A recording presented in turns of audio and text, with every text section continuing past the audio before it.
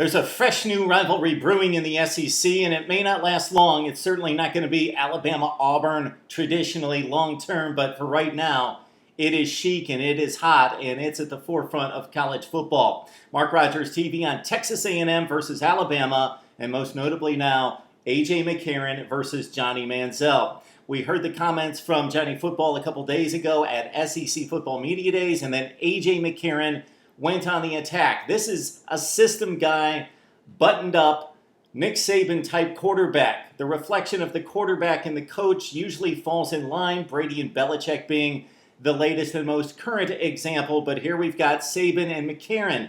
McCarron's still classy and understated, but at the same time took a few shots at Johnny Manziel. In regards to the comparisons, of course, on the field, we know it's flash and dash Johnny Manziel getting into the open field, throwing this football all over the place, zinging it around, and of course taking off. He's slick and he's fast and he's elusive.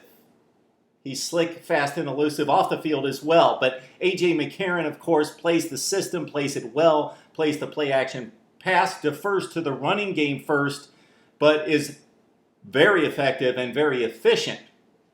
At the podium, it's pretty much the same, although, again, McCarron made a statement, and he made it clear. You didn't have to really read between the lines for him to let it be known to the world of college football that I'm not Johnny Manziel. Johnny Manziel does his own thing. He's out there, he's brash, he's bold, and he's going to live loose. I do my thing, I do the right thing. I'm going to represent the University of Alabama to the best of my ability and be a first-class citizen. I also realize that being 22 years old as the quarterback at Alabama is completely different than the life that anybody else should lead at that age. I got to be responsible, and again, I've got to uphold the integrity, the character of the institution and the football program. So who made it out here? I keep hearing about winners and losers. I'm not going to award winners and losers. I think it's ridiculous. Nobody said anything ridiculous or overtly wrong. Johnny Manziel, sure, we would have liked to have heard him say, hey, I got to get better. I want to be better. I want to get in the film room. I want to be a better quarterback, and I'm devoted to that. I've got to be a better person to uphold the place that I've been given in regards to my college football status and celebrity. But he didn't say that. He basically said, hey, I'm 20 years old, and I've made mistakes. I'm going to learn from them. He did say that, but I'm 20 years old. I'm going to live life, and I'm going to do it my way, basically. A.J. McCarron, of course, took the aforementioned place at the podium in regards to his remarks. In terms of the rivalry here, this is what makes a rivalry great. Difference. Good versus evil. If you look at the great sports rivalries, Muhammad Ali versus Joe Frazier, completely different guys. Joe Frazier, a workman-like guy in the ring and out of the ring. Soft-spoken, didn't have much to say. The big bruising guy, the guy with little flash, no flash, a bulldozer coming straight at you. Muhammad Ali, the flash and dash in the ring, and the sweet talker outside the ring, the charismatic figure. Lakers-Celtics, same thing.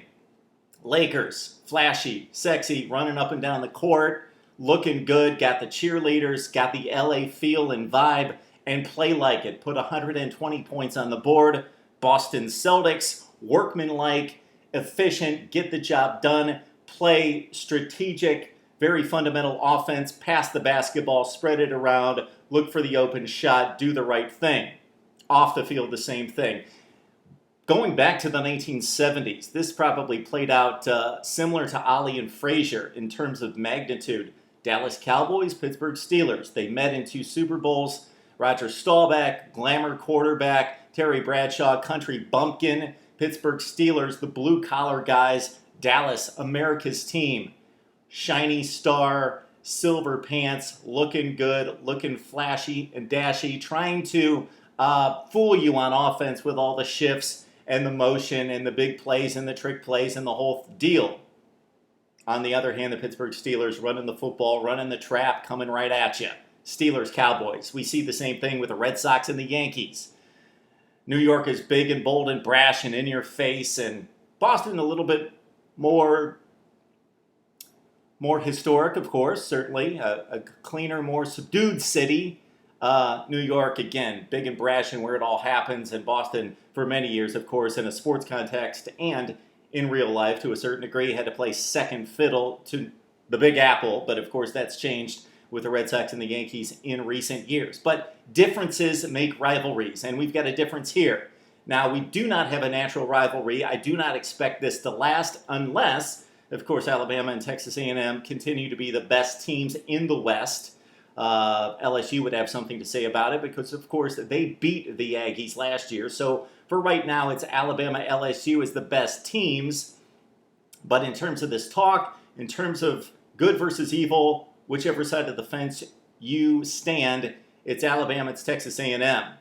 Now I need to hear from you. Alabama, Texas A&M, it's kind of intriguing to see this burgeoning rivalry. Manziel and McCarron, did anybody say anything wrong? What do you think about the statements made at the SEC football media days? See, again, I don't think we award winners and losers, especially when we're talking about 20 and 22-year-old athletes. Let them do their thing. We've blown this way out of proportion, but it's fun, and it's fun to talk rivalries in sports. And we've got one here, Bama-A&M. And, of course, they're going to settle it on the field, and Bama gets a shot at revenge at College Station in September. Would love to hear what you have to say now on Mark Rogers TV.